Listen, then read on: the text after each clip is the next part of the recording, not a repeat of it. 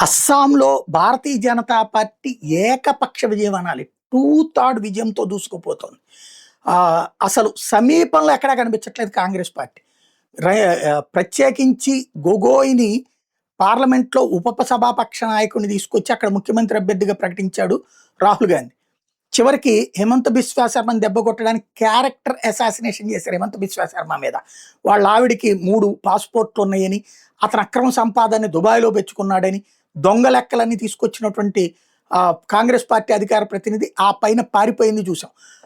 126కి గాను 124 ఇప్పటికి early trends తెలుస్తున్నాయి. ఎన్డీఏ 96, ఇండీ కూటమి 26, ఇతరులు 1. ఇది అస్సాంలో పరిస్థితి. టూ థర్డ్ మెజార్టీ అక్కడ వరుసగా మూడోసారి భారతీయ జనతా పార్టీ గెలుస్తూ ఉండటం, ముస్లిం పోలరైజేషన్, క్రైస్తవ పోలరైజేషన్ ద్వారా హిందువులని దెబ్బ కొట్టాలనుకున్నటువంటి కాంగ్రెస్ పార్టీ కుట్రకి అక్కడ అస్సాం ప్రజలు చెక్ పెట్టారు.